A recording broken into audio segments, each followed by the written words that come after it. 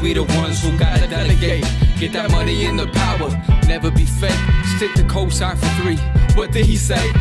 Create jobs, support our own.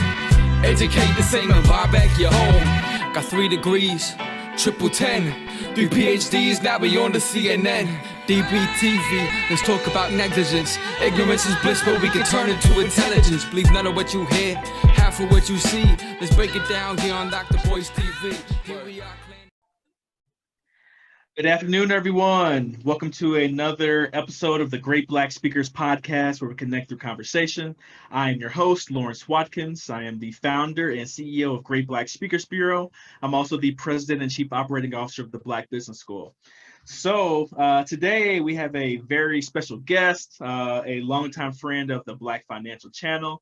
We're here with Mr. Ace Chapman. Ace is the manager of the Sleeping Beauty Fund, which is a $20 million family of funds focused on micro private equity, buying businesses that generally range under $5 million. He's also the CEO of Fiji, which is a publicly traded royalty company focused on internet-based businesses. And today we're talking about the 5 biggest opportunities for small business acquisitions during the coronavirus. So Ace, man, how are you doing today? I am good. You know, when we start talking about coming back on and chatting, I mentioned it's like, man, there's a flood of opportunities. Now is the time to talk about them because we're just coming to the end of some of the corona-related issues.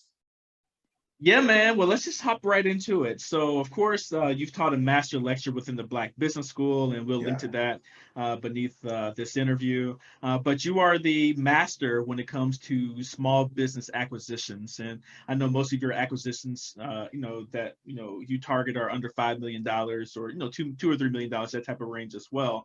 And you've done a couple of interviews in the past, but today I wanted to focus on new opportunities. So what are these new opportunities, and how is I guess the coronavirus and then just what's going on with the nation in general, affecting small business acquisitions in general? Yeah, so one of the things, and I appreciate being called a master, but it makes me sound a lot smarter than I am. It's the fact that I've been doing this for 20 years. And that's one of the things that's unique about right now is that, I did my first deal at 19 and, been through 2 recessions and just have seen a lot of things. And, this is the first time that I'm seeing some of the opportunities that exist in the market to not necessarily have to buy a business. It could be getting involved with the deal. But let's start with what some of my clients are doing and some of the deals that they're working on that are really incredible. Now, this is over the course of the last 6 months, it's interesting. I had a comment under a video on YouTube that I had done in November, and I was basically saying, hey, stay out of the market. Now isn't the time to buy a business. Multiples are really high. I'm not liking the opportunities and the selection. And so a lot of people were, just kind of surprised to hear me say that. But, fast forward to now, and it is literally the opposite. It's the best that I've ever seen for business buyers in the last 6 years. So one of the things that we're seeing in the market right now is for those folks that are interested in offline businesses, buying businesses that were affected by the virus, but only buying them because there is a big opportunity that exists beyond just, okay, the business is going to start back. Because if you can buy a business that's actually going to come out bigger on the back end, then that creates a unique opportunity for you. And so I have one client that's working on a flower business. It's a business that's been around for 30 years. The owners are just kind of tired of it. And this is a place that hasn't taken advantage of delivery. And the other reason, one of the things that we've done is take a look at what are the industries that are on the biggest uptrend. And there are a lot of these lists out there where people have surveyed and looked at demand and basically said, okay, here are the top 10, top 20, even top 100 businesses that are benefiting from the trends that are basically happening because of COVID. And one of those businesses that's benefited greatly is the flower business. Since people aren't able to travel when there's something big, there's a wedding or there's, some big event, they're not able to see friends even for birthdays and things that they would do. Guess what? They're sending a lot more flowers. And this business is getting a lot of those orders despite having a horrific website. So not only is this business still doing well, they want out, there are no buyers in the market, but in addition to all of that, they aren't taking advantage of everything that's happening right now. So those are the kind of opportunities that we're seeing. The other beautiful thing about that is we structured that deal, and actually my number two big trend is SBA. So we'll talk specifically about what's going on there. But we basically worked this deal where the client, my client who's buying the business is essentially buying the business with the cash in the entity and the inventory, and essentially will have a zero down payment in a business that generates 6 figures a year. Low 6 figures, but still generates 6 figures a year profit.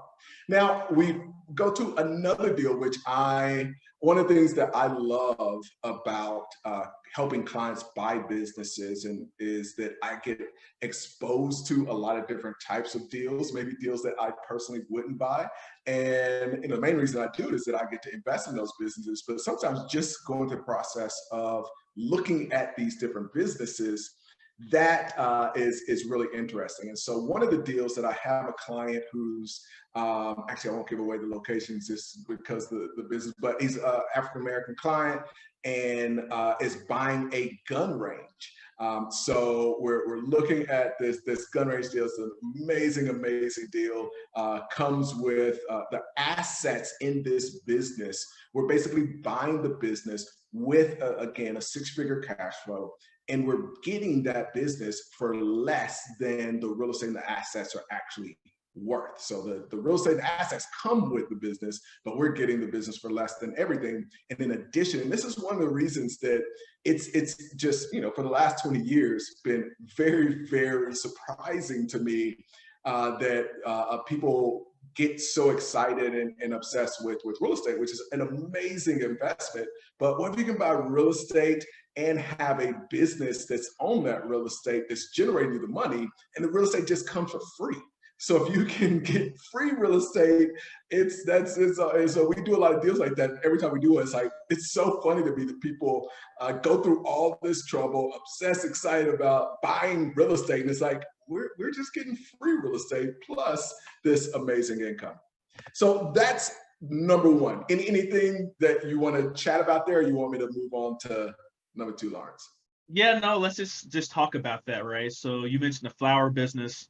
You also mentioned a gun range, and those flowers and guns. Those seem like those seem like things that are on the opposite ends of the spectrum. And I just wanted to see or just think through what are, I guess, the macro types of things that are making these entities good buys, right? So like what's going on in the world, with their business model, are there similarities in their business model structures, that type of thing, that are making these, I guess, good buys for right now? Yeah, it's a couple things. We've known for years now that the baby boomers, there are 20 million of these businesses that are just small little businesses. And these baby boomers own a lot of them.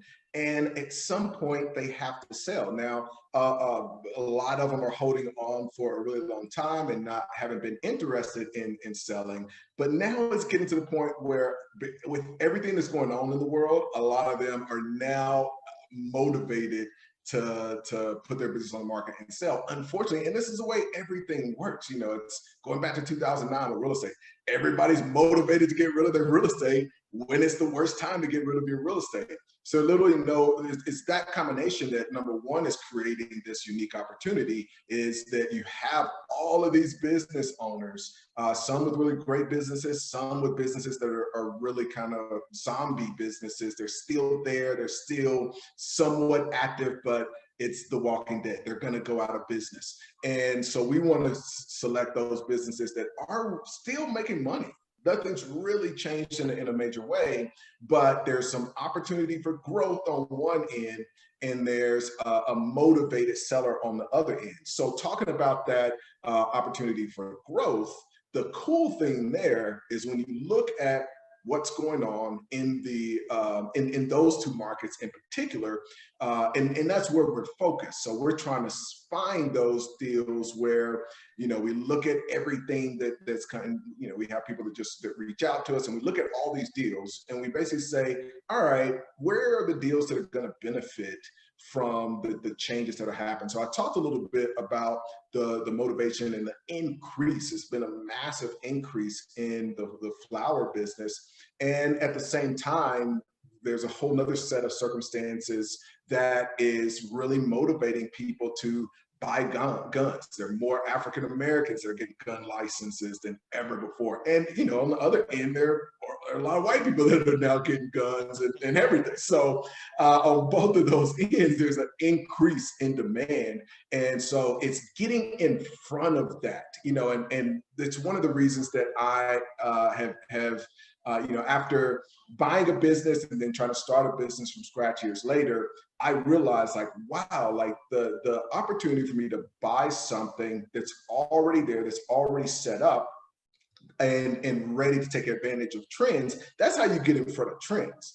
If you see a trend and you say, okay, there's going to be a trend in guns and shooting ranges and selling bullets, all the ammo, all this stuff, then, and you think, okay, well, I'm going to get in front of that trend. So now I'm going to go try to find the right location. I'm going to try to get all the licenses, just the regulation. That's been something that, has been new, first time helping somebody on a deal like this, going through that whole process. Then I finally get the lease, I get the license, I do the build out on my building, and then I get all the inventory and build those relationships with the manufacturers and hope that I as a new business, that I can get the right terms and just all of these things that you got to do. And so a year later, you're trying to get in front of a trend. It's like, no, find the person that's already ready for that trend and then negotiate an amazing deal. And that's what we're doing in both of those cases is, here's a trend, here's somebody that has everything is already put together, the right relationship. You think about that even with flowers, just what we've learned in sourcing the flowers, having good terms with the vendors on the flowers, having a database of customers, just all of those things are major deals when it comes to being able to get in front of a trend and take advantage of it. Yeah, well, let's go a little bit deeper to that in the flower perspective, and then we'll get to the number two thing, because I think this is a very important learning point for everyone who is watching as well. What I want to speak on is, so you have this flower company that you purchased, whatever, and the demand was already building even before you were purchasing this particular company, but for just certain reasons, they couldn't really take advantage of that demand because of, whether it be technology or distribution or something like that, right? So from an even more fundamental perspective, how are you adding value to remove that bottleneck to start taking advantage of that demand, let's say in the flower business, for example? So is it just the creation of a new website? What does that look like for you? Yeah. And this gets to the crux. I think it's one, and that's such a great question, because this is at the foundation of what we do as business acquisitions specialists as opposed to entrepreneurs. It's a very different thing, because I think that most entrepreneurs think, why would any business owner that has this kind of potential not take advantage of it? And, I just have an endless number of stories, but one of my favorites is when I, as an African-American man, bought my first tanning salon. And it ended up buying 5 because I realized like, hey, I can kill it in this business because of some things that were happening at that point. But in the first one, I'm talking to the lady, I walk into a tanning salon, first time I've ever been one in my life. And last thing I'm thinking is I'm really going to buy it. It's like, okay, let me just see what's going on. Talking to her, and we kind of get a wrapping up, and she's like, I'm asking her about our customer database. Do you have a database of customers? She says, yes. I'm like, okay, great. How many people? Let me look. I don't really look at it that often. We pull up the computer. She pulls it up. 14,000 people. Emails, phone numbers, mailing addresses. I ask her like, okay, great. How often are you messaging these people? And she's like, I don't do that. And I'm like, well, not just text messaging. I'm saying like any form, like calling, sending a mailer, like how often do you do anything to contact?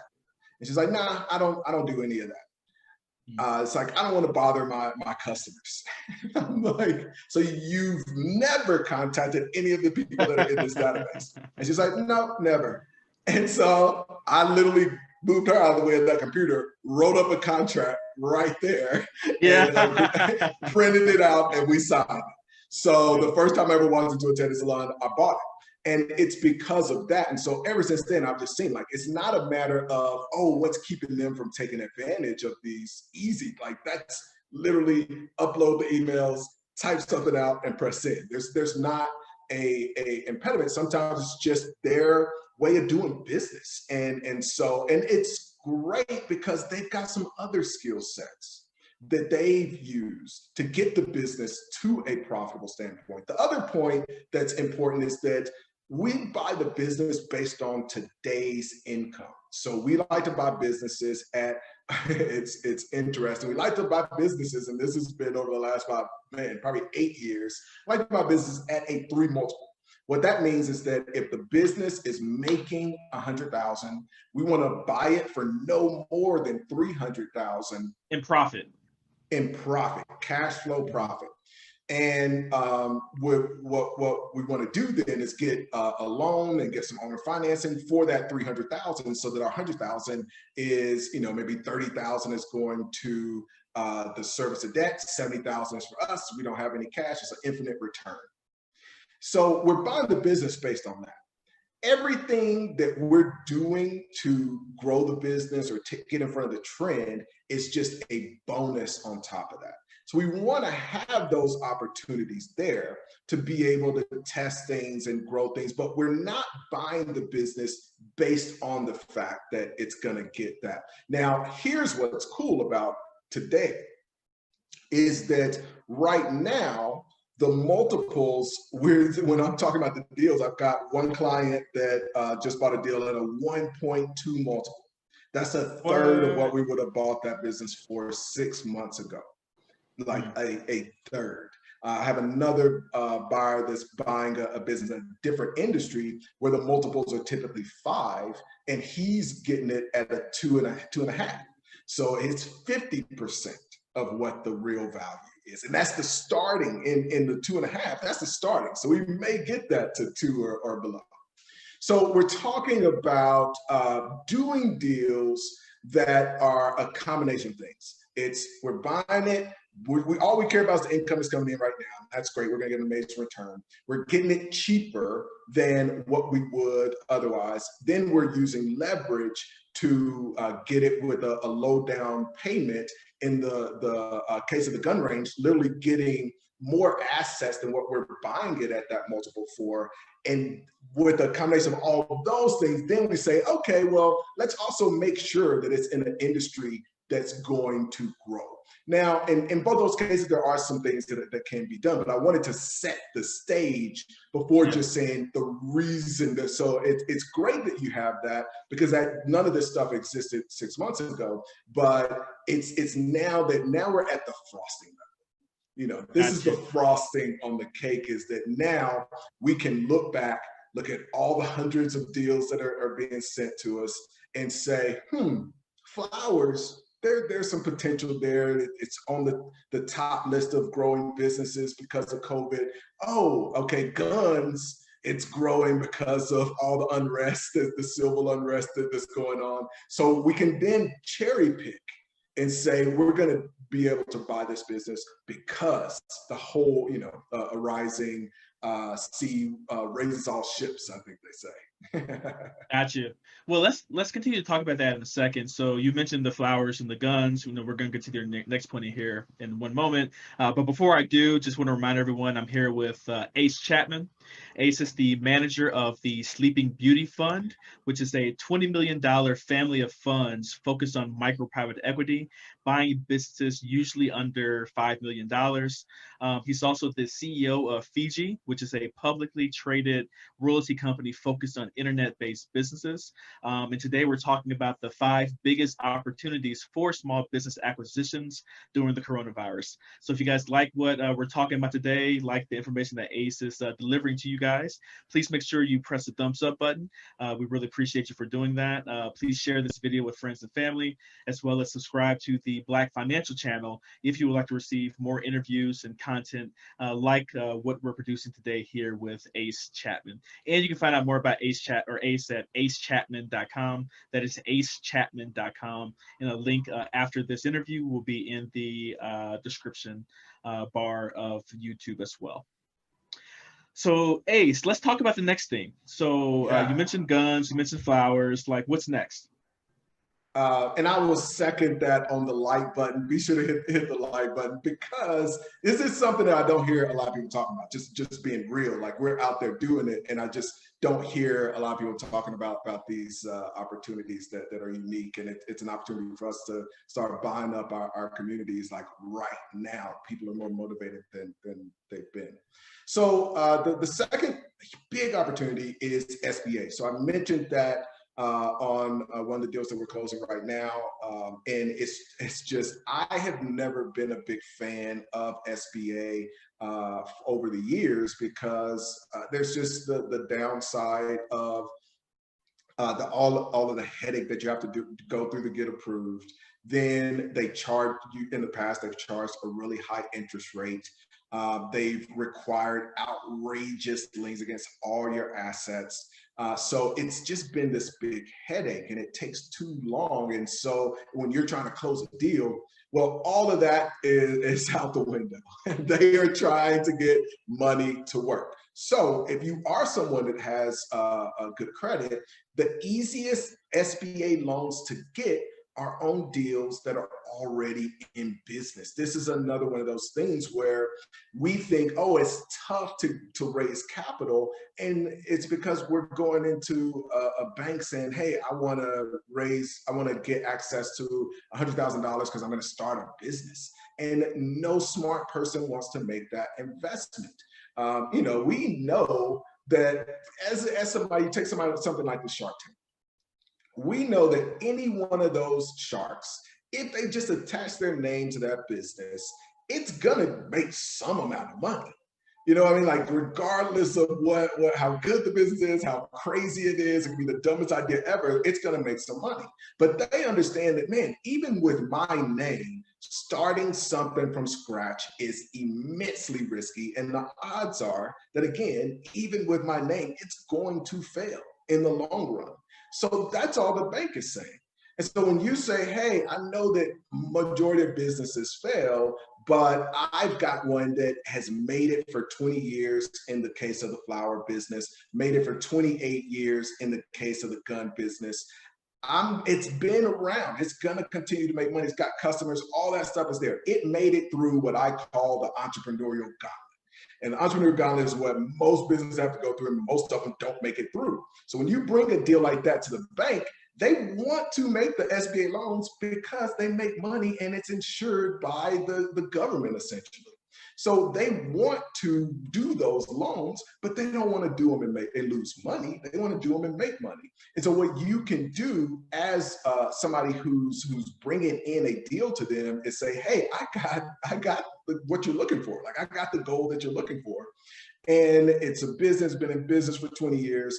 here are my plans to grow beyond even what it's doing right now.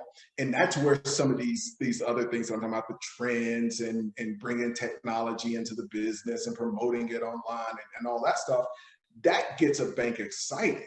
You know, it's like, okay, you've got this foundation, and then you're going to build this stuff on top, and it's been making, you know, 200,000 a year for the last 10 years. Like, this is an easy loan for us to agree on. And so when you add that last kicker to boot, and it's that, oh, and by the way, this gun range comes with $1.5 million property that I'm getting for free, essentially. You don't have to do a lot of work to get access to the money. So getting these deals and going to SBA is the big opportunity right now. Now, does PPP or EIDL, do those fit into this in any type of way, coronavirus specifically, or is that just like a flash in the pan type of thing? No, there are some opportunities for the folks that are already in business, and I'll actually talk about that a little bit in number 4. Okay, cool. Let's get to the next one. Cool. So number 3 are internet businesses. When it comes to internet businesses, you know, that was what I was focused on back in November when I was saying, hey, there aren't many opportunities. You know, I'd be very careful. There's a lot of crap coming onto the market. There's a whole bunch of demand, a whole bunch of money, and very little really good deals. Well, that's changed. And you know, when I'm talking about the multiples of those two deals that I mentioned, you know, what we're seeing right now is an influx of people reaching out to us to buy their business, whereas, you know, that just wasn't happening 6 months ago. So we're doing a lot more deals, and we're getting those deals at a lower multiple. And one of the big opportunities there, I'm sure everybody heard, and I know you heard about Joe Rogan's deal and him getting $100 million to license his podcast. Well, one of the things that excites me about that is that when we do these deals, there are all these other assets that come along with it. You know, we bought a business a few months ago that has a few hundred thousand followers on Instagram, has about 500,000 in a group on Facebook. And so these are separate assets that most of the time when we're buying the business, that business owner is really just focused on monetizing it to grow their business. Well, what we're starting to do is make these are capable of being their own businesses. So almost like you would do in a breakup when you're doing M&A deals or larger private equity deals, it's splitting these assets up so that they become their own things that are their own business. So yeah, they'll promote for the parent company, but why not go out and promote for other businesses? Why not even partner with smaller businesses and take equity in those businesses in exchange for partnering and starting to promote them on a consistent basis? So it's not just a flash in the pan kind of thing. You know, when it comes to the Facebook group, same thing, you know, building it like it's been interesting. One of the things that we've done is we've pulled up the people that were the most active in those groups, and we've made them the managers, and we've actually empowered them to say, hey, you know, we want a certain amount of promotion that's going to come from the parent company, but guess what? You're going to get 50% of whatever you bring in, because that generates a whole new business. Now we have a separate asset that we can go to the market and sell. And within that asset, we can actually have a contract still with the parent company that says, hey, when you take over this business, we already have this long-standing contract that, you know, every other day there's going to be a post that says these specific things about the products from this company. It's a really powerful strategy, you know, and it just goes on to all of these different medias, the podcast and all that. And it's really interesting to me that, you know, a lot of people spend a lot of their life energy and their time and their focus, again, trying to build all of this stuff from scratch. Not only now because of media, which is this huge opportunity, But not only do they have to build their business from scratch, they have to basically build a media company from scratch as well at the same time. And it's difficult, no matter how easy people try to make it look on Instagram. The great majority of people are failing miserably at that process. How difficult is it to spin off a piece of a technology business that has been a part of another business before? It depends if you want to sell it. So for us right now, actually, we just did a deal between two businesses that are within kind of my ecosystem. So I have a business that was bought by a client, and I helped him buy that business. And then, and actually, man, so I'm glad you asked that question. Like, there's so many examples, but we had a guy who bought a business, and included in that business was a random TikTok, which I've never even used. But there was a random TikTok that the guy who started the business had built up and wasn't doing anything with. He included it in this business, and it was we basically did a deal where the person that could benefit from it bought it from him. Now, another better scenario, which is why I kind of quickly went through that one, came to mind. So we're doing a deal right now where somebody who again, as a client, they did a deal, bought a business. And this business is basically it's in the business of taking quotes from very popular people on social media. And there's a software that takes those quotes and puts it automatically on t-shirts and everything from Teespring and places like that, where you can just put it on the mug, but the software does everything automatically. It then targets the followers of that person. So amazing software, amazing business. And so that was the business. So guess what we did? We said, okay, this is going to still be a business. Let's take this software out. This becomes its own agency of a business that can now do that same thing for anybody. That's interesting. I'm looking forward to seeing the legal ramifications of that. Yeah. moving forward. Yeah, but that's it. Definitely an interesting example. So what's number 4? Actually, before we get to number 4, as a reminder to everyone, we're here with Ace Chapman. Ace is the manager of the Sleeping Beauty Fund, a $20 million family of funds focused on micro private equity, buying businesses under $5 million. He's also the CEO of Fiji, which is a publicly traded royalty company focused on internet-based businesses. You can find out more about Ace at acechapman.com. That is acechapman.com. And today we're talking about the 5 biggest opportunities for small business acquisitions during the coronavirus. So please make sure you like this video. Please make sure you share, and also subscribe to the Black Financial Channel. All right, Ace, let's talk about number 4. Number 4 is something that most people have never considered. And so I want you to have an open mind even at this concept. Most people don't know that anybody essentially can be an investment bank and do a lot of the things that an investment bank does for their local community, their friends, the other entrepreneurs, and all of that. Now, it doesn't take having a bunch of money. It doesn't take being a particular huge expert. It does take knowing the deal that you're going to get involved with. So the reason that this is an opportunity right now is there are a ton of assets that are basically lying dormant and not being used. And there are a lot of business owners that also need capital and access to capital.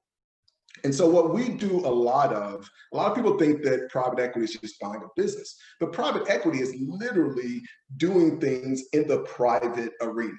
So mutual funds, hedge funds, all these other funds, they invest in publicly traded assets. What we do that's different is we look at private businesses and we figure out how do we do things that will help them. If they do want to sell, how do we help them sell? If they do need access to capital, then how do we do that as well? And there are a lot of ways to do this, but one of the simple things, and I did a video with a brother down in Atlanta who used this strategy I call the Financier Strategy. And it's finding businesses that you know something about and using arbitrage to lend to them. So as we all know, most entrepreneurs do not have good credit. And unfortunately, there are some really great businesses that should make it through everything that we're going through right now. And the business is good enough to get funding, but the owner's credit isn't. And so a lot of those businesses are going to die if they don't come up with a way to access the needed capital to stay in business. So one of the things that we do is we basically use arbitrage. So if you are somebody that has good credit, you can get money at very low rates right now.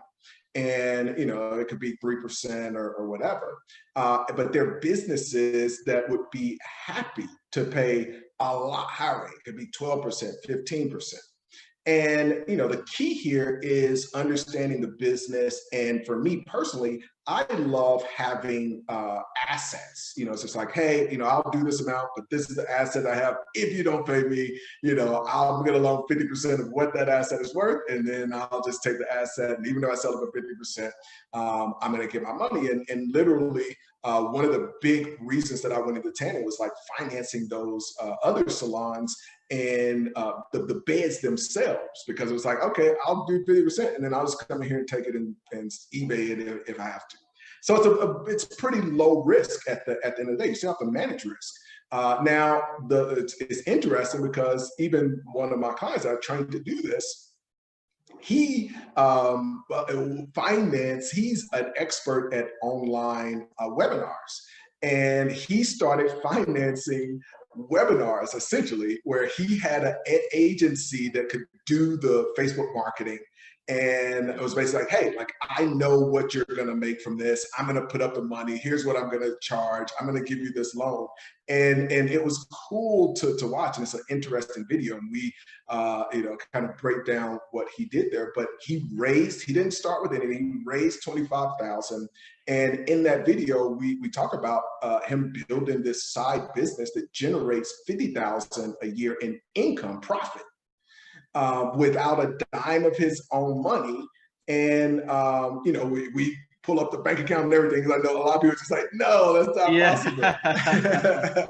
But, one of the things, one of the funniest things to me is, you can land in every city on the planet Earth, every major city, and you go to look at the largest building here in Colombia, Bank of Colombia. That building is just, it's like outrageous. Like, how many people do y'all have it? Like, why is this building that big?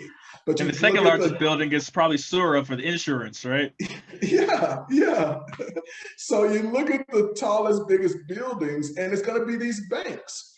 And so there's a reason that that's the case, is that banking is very profitable. And kind of one of the interesting things that we do with those is, and again, I would just encourage going through and you can watch a lot of the details on the video. I think this strategy gets the right people, like, they really get excited about this. But one of the cool strategies is once you make that note, once you do that loan against that asset, what you now have is an asset.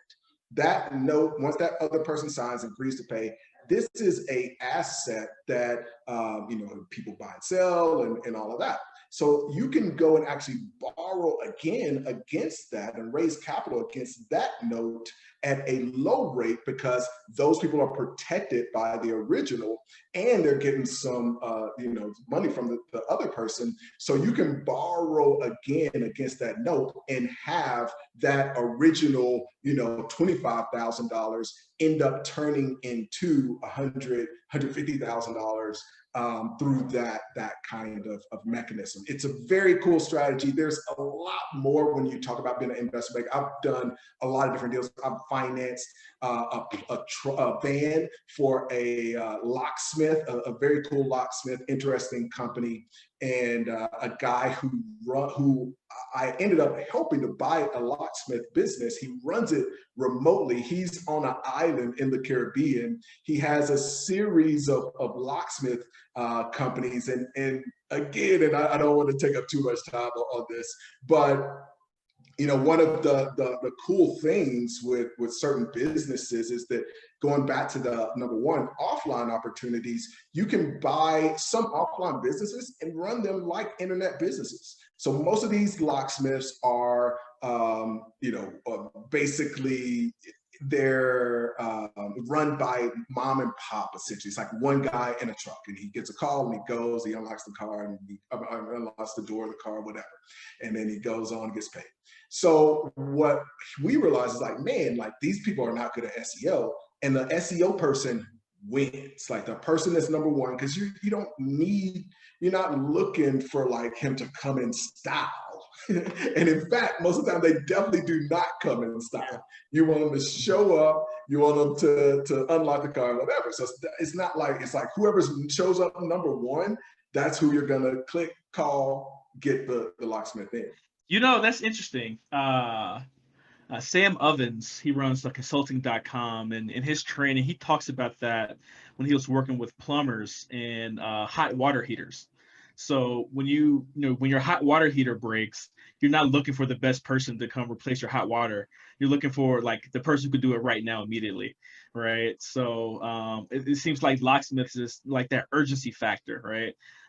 So whatever's needed in like an urgent type of way. Those tend to be good markets to actually be in long term. Exactly. So you hit the nail on the head. You want people that can come, that can show up really quickly. So, and if you're number one, you're getting a high percentage of majority of the business. And so what we realized was, great, let's buy the number one. Let's basically build a SEO moat around this thing. And then let's go and buy number 4, 5, and 6. We don't really need 2 and 3, but we're going to get 4, 5, and 6 so that we can not only take out the competitors, but now we can be the best response time. So we have access to 4 vans, and it's worked out really, really well. But what I did there was, he didn't have the money for the vans. I financed the vans, and that's been a really cool deal for me. And one of the notes on this is, in all of these, you're taking a little bit of equity as well. So you get the interest. We're talking about the $50,000 that Suresh is making without using any of his own money. In addition to that, you negotiate to get some equity long term. So you're building your long-term wealth, building your legacy, building something that you can pass down, and you're getting some cash today. So very neat strategy that is a big opportunity in the market we're in right now. That's number 4. Okay, well, let's get number 5. Yeah, so I actually had to just push back my meeting 5 minutes because I really wanted us to finish this. Let's talk about number 5. So, let's talk about that though. So what's the 5th thing? So the 5th thing is flipping these businesses. So you may be somebody that doesn't want to own the business, but you can still benefit from finding these deals and then connecting them with other people that want to buy those businesses. Now it's kind of being like a bird dog, and the big opportunity there. I have a friend that's doing this in Canada, where there are these entrepreneur groups, and there are the startup communities, and all of these folks that want to start a business. So he gathers these opportunities, and then he brings them to those groups, and basically says, hey, like, here's this business, take your ideas and bring those ideas to grow these business. And then he understands the deal making aspect of structuring the deal, getting both sides happy, getting both sides comfortable. He takes a little piece out of it in some cases, or gets paid by the person that's buying it for the intro, but it creates a nice little paycheck for him. The other one is consulting for equity, where you can go into some of these businesses, like in the flower case, instead of, let's say they didn't necessarily want to sell. A big opportunity for anybody with one of these 60-year-old women who owns a flower business in your community, is just to go to that business and say, hey, there's a lot that we can be doing online. There's some unique things that we can do. We can, one of the concepts that I'll give you guys for free here is, on Facebook, you can target people based on their birthday. You should be targeting in that city everybody on that birthday, ahead of the birthday, to say, hey, like, we'll send out a flower for free. We just want your info. Or if you come by the store once that opens, and we've got your flower here for free, and that gets that traffic in there, gets them to know the business and the cost of flowers. Just now, you're basically giving them the flower that you're probably going to throw out anyway. So these kinds of things are really powerful. Last thing that's kind of in this world is joint venturing. Got a awesome brother who just retired, and shout out to Curtis, did a deal that was basically a triangulation. So he found a business that has some opportunities, and this is almost like the consulting for equity, minus the fact that, hey, he's not an internet expert. He's never done, he's an older dude, awesome, but he's an older cat, and it's like, man, I don't know any of this stuff. But he saw the opportunity, he knew, okay, this is an amazing opportunity if I can find the right person that can do the marketing. And he couldn't do it, so he got a certain deal with this person with a certain amount of equity. Like, if I can help you reach this milestone, what will you give me? Then he found the person who had experience and could do it, and negotiated with that person. It's like, oh, I'll give you this portion of what I'm getting if you hit this milestone. Kind of snuck three in there on that. Yeah, no, yeah, that's great, man. So as a reminder, everyone, today we've been talking with Ace Chapman. Ace is the manager of Sleeping Beauty Fund, a $20 million family of funds focused on micro private equity, buying business under the $5 million mark. He's also the CEO of Fiji, which is a publicly traded royalty company focused on internet-based businesses.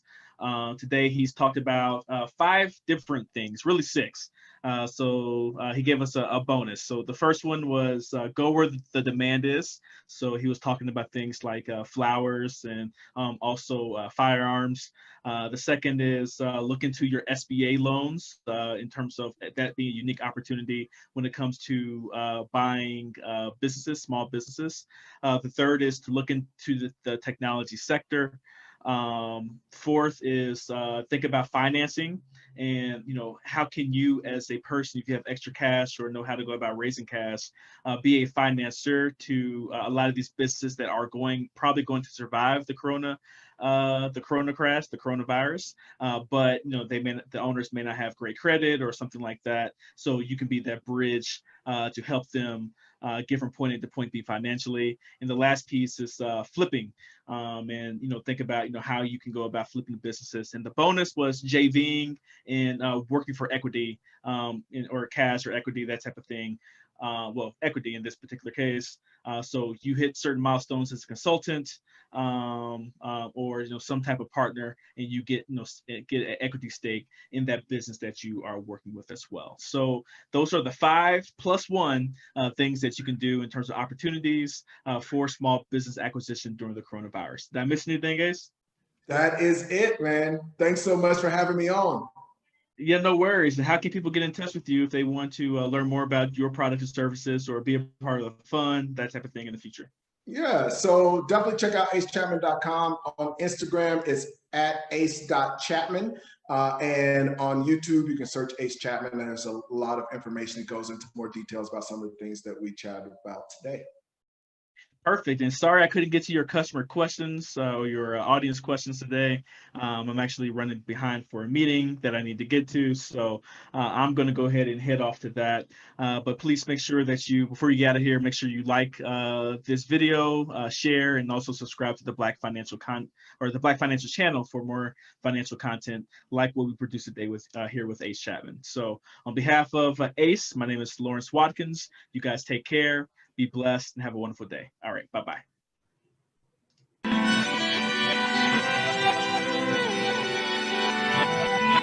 Here we are, clan the isms, cataclysm, great. Our people out here struggling, trying to make it in this state.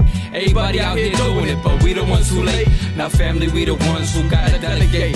Get that money in the power, never be fake. Stick to cosign for 3. What did he say? Create jobs, support our own.